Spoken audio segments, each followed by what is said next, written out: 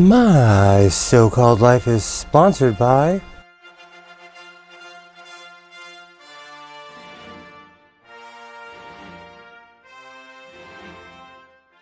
How's it going? I'm Godless Sewing, and this is the Godless Sewing channel.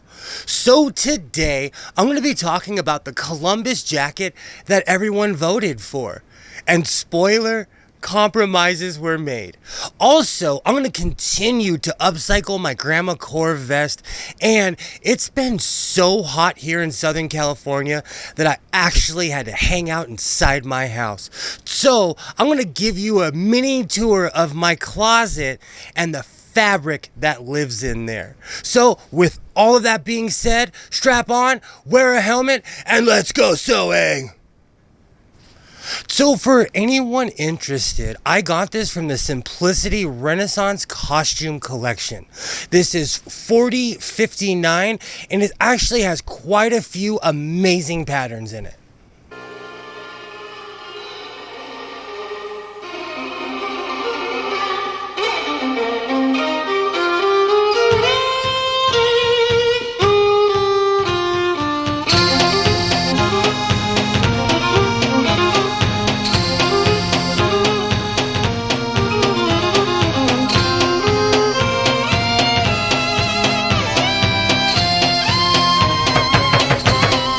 So in today's video, I will be using my Singer M1000 mini sewing machine.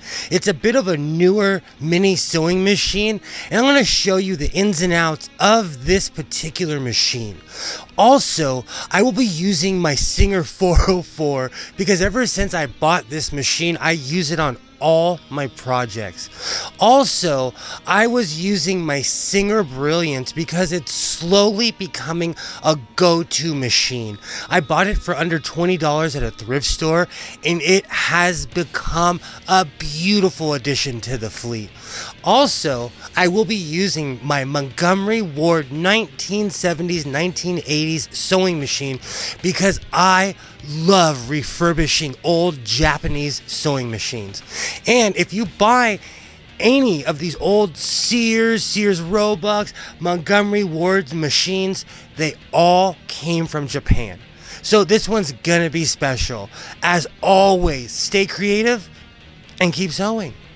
So lately I've been seeing a ton of content creators covering mini sewing machines. I'm going to give you my honest review of mini sewing machines because I feel like a lot of people hype things up because they're sponsored or they want to be sponsored.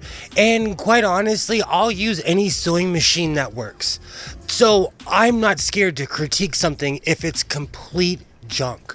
So mini sewing machines are a great idea, and as far back as sewing machines go, people have been making tiny versions of them. So I'm not arguing against the existence of tiny sewing machines. I'm just saying they're a little overambitious in the modern sense.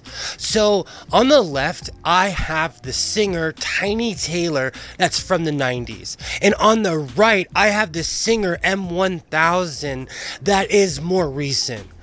Both are the exact same size, but they are from two different planets. The Tiny Tailor has a little bit more power because it was made back when people actually cared if a product worked or not. The Singer M1000 is amazing. I bought it brand new out of the box, but it has no power. Not compared to a Tiny Tailor. And it's kind of disappointing because something like the M1000 would be perfect to travel with because it's compact.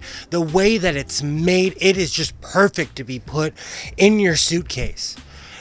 But the Tiny Tailor works much better.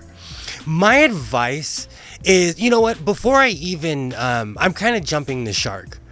What I'm saying is that tiny sewing machines are not necessarily something that you would use every day. I'm a sewing machine collector, so I have quite a few tiny sewing machines. But first and foremost, I will tell you right off the bat, they are a bear to thread. Inside, both the Tiny Tailor and the Singer M1000, they both are extremely hard to thread the bobbin because the clips are tiny or plastic, and you really have to work at it to get it threaded. And I'm somebody where you could time me on a sewing machine and I could thread a sewing machine under 30 seconds. So I would definitely say buyer beware when you buy a tiny sewing machine, because in a way you could go to like a Target or a Walmart or whatever store is near you and buy a full body sewing machine for the same price. And with a full body sewing machine, you can make anything. I have a cheap Target Europro Shark Max. I love that thing. It's an absolute workhorse of a machine. And whenever my Husqvarna Viking starts acting hanky or starts acting up, I bust out my Shark because I know it's dependable and it's gonna work. And that's part of the problem with tiny sewing machines, is that they're made more for show and less for use. So I would say if you're a collector, hey, party on. But if not, they're not necessarily for people who are new to sewing, or if you want to go to the next level. So for as much as I love tiny sewing machines, I would say grandma's sewing machine still works.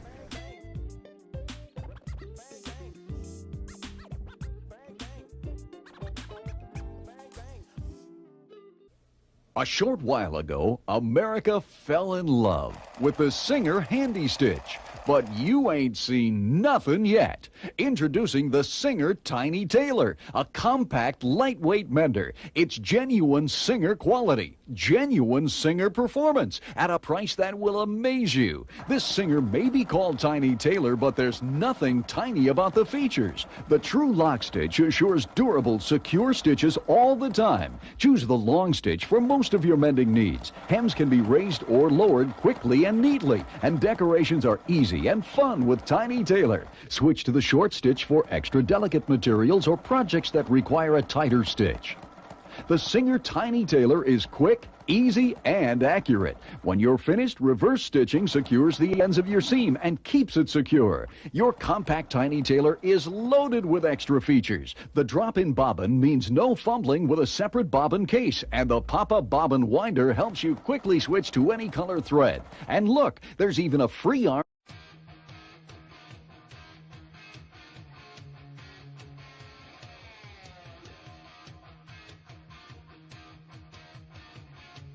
So this is my Singer M1000. I'm gonna thread this machine to show you that it's not necessarily easy, but with a little bit of practice, you can definitely get it down. So the first thing you want to do is make sure that your thread is on the thread holder. The spool is out to the right. You want to make sure that your thread, when it's being fed into the machine, it's coming from the outside of the machine.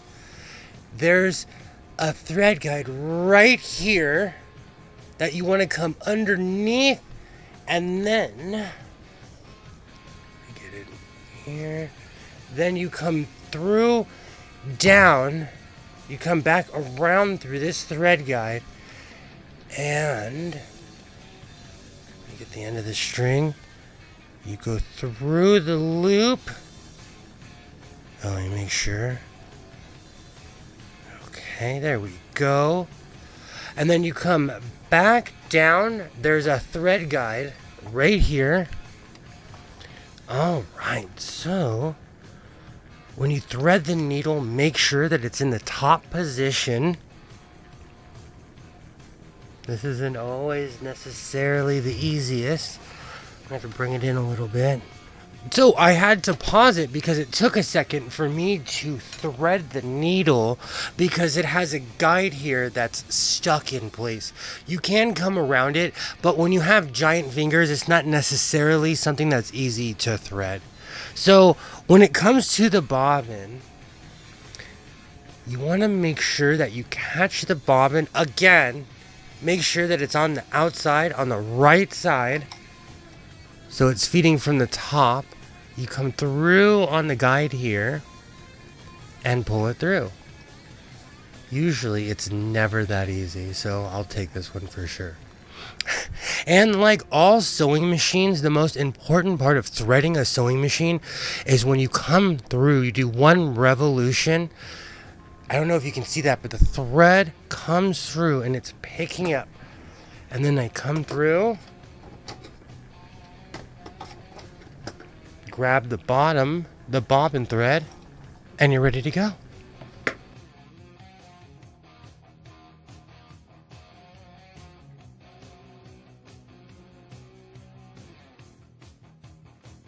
One of the reasons why I call my vest Grandma Core is because I threw a ton of hardcore patches on someone's old grandma vest. I found this at one of my favorite thrift stores in the San Fernando Valley, and you know what? As the weeks go on, this is turning into something of its own, and I absolutely love it. It has World War I style planes on it. It's got patches, suicidal tendency patches. It's awesome. And here at the Godless Sewing Channel, I am all about recycling, reusing, and returning things back to working condition. And if not, you can always refurbish it. So like I always say, stay creative and keep sewing.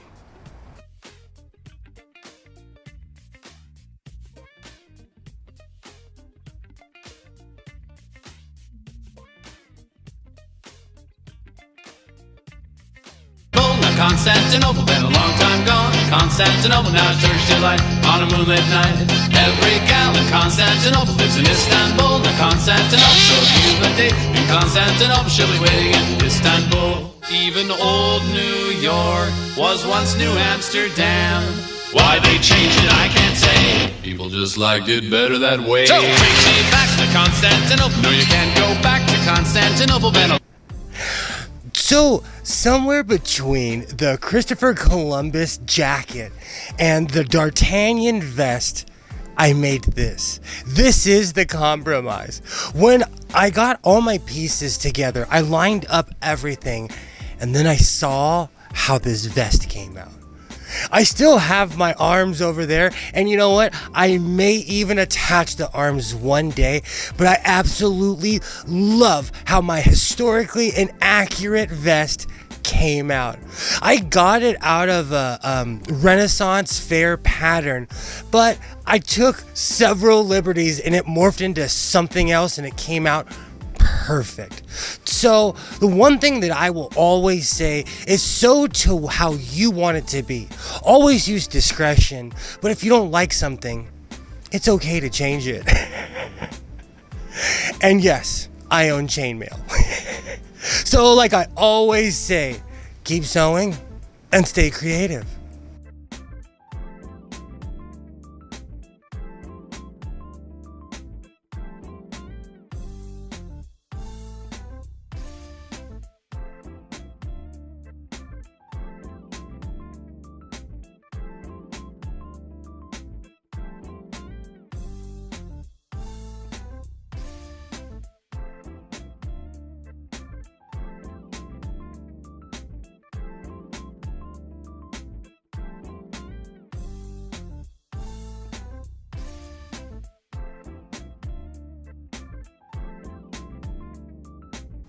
You know, it's so hot outside that I'm going to do this in my closet.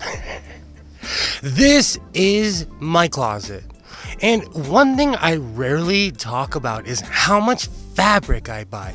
I buy a ton of fabric, but I really don't think people are too interested, so I rarely show it. But lately I've been watching a ton of sewing content, and I see people doing fabric hauls. So I'm going to show you just a snippet of what I have, because this room is like a Michael's on its own, or a Walmart, or just whatever you want to call it. So lately at my favorite thrift store in the San Fernando Valley, they've been having a lot of fabric. I mean, I go there and it's rolled up and it's got masking tape on it for $3, but it's like 6 or 7 yards of legitimate material. First, I got this because I am in love with burgundy, and it's kind of like canvas, and it's rare to find something like this at an affordable price. So I'm definitely keeping that one, and I jumped at it. This, I only kept a small corner of it to show you guys, but this is what I made the Christopher Columbus vest out of, and it is awesome when I get a massive amount of fabric at an affordable price. I got like 7 or 8 yards of that.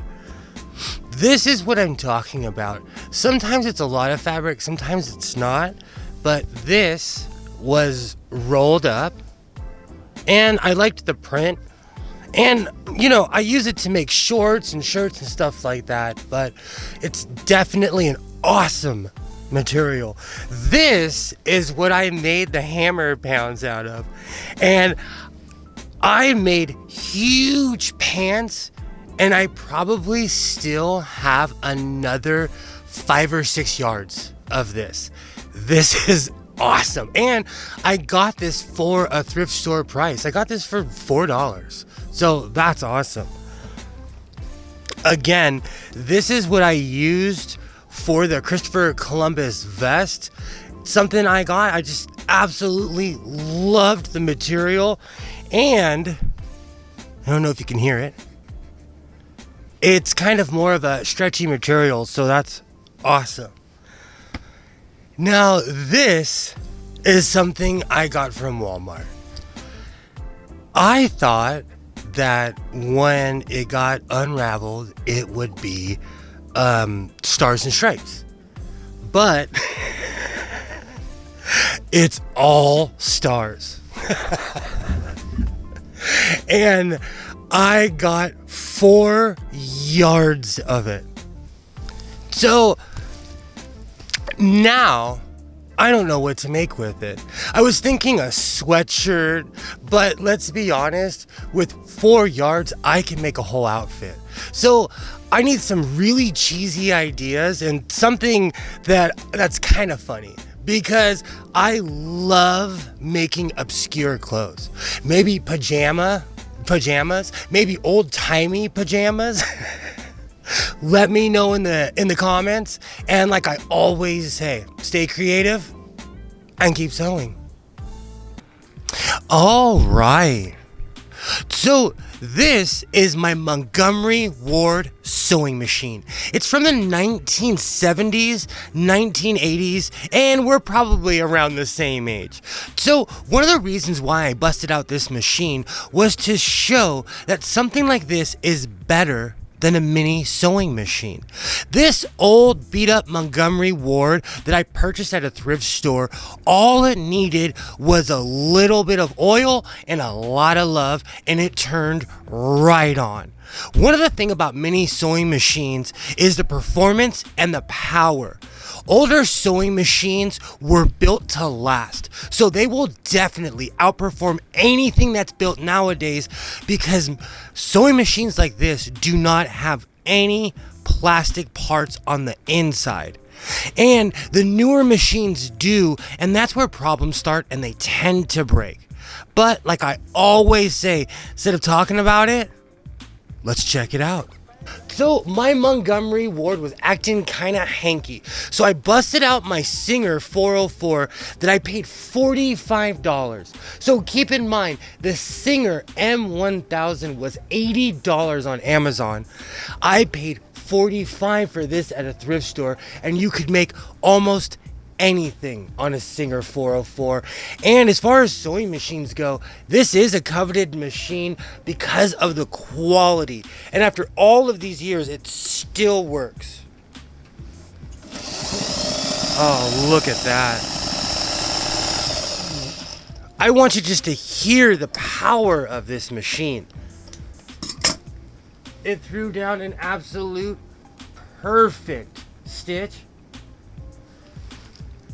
And I have to say, all in all, this blows mini sewing machines out of the water. There is no competition between older sewing machines and new age mini sewing machines. But you know what? You be the judge. Like I always say, keep sewing, stay creative. So, needless to say, it is never a boring day here in the House of Sewing. I lost my original footage, and quite honestly, I don't even know how. I was trying to delete one little segment, and I ended up deleting everything. But hey, it happens. If you've made it this far, I thank you.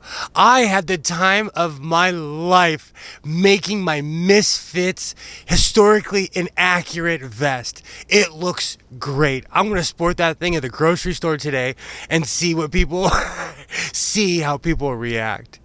Also, be careful when you're buying a mini sewing machine, because they're more of a novelty than a sewing machine.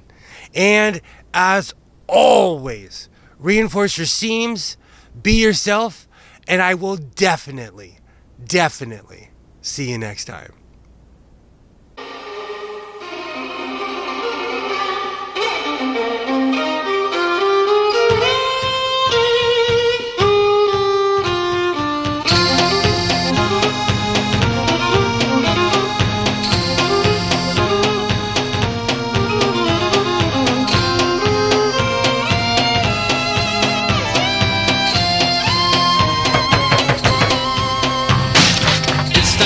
Constantinople, now it's Istanbul, now Constantinople, been a long time gone. Constantinople, now it's Turkish delight on a moonlit night. Every gal in Constantinople lives in Istanbul, now Constantinople. So if you've a date in Constantinople, she'll be waiting in Istanbul. Even old New York was once New Amsterdam. Why they changed it, I can't say. People just liked it better that way. So takes me back to Constantinople. No, you can't go back to Constantinople. Been a long time gone. Constantinople, why did Constantinople get the works? That's nobody's business but the Turks.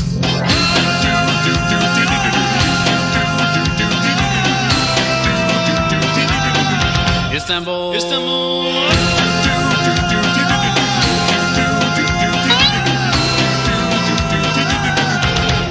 Istanbul, even old New York was once New Amsterdam. Why they changed it, I can't say.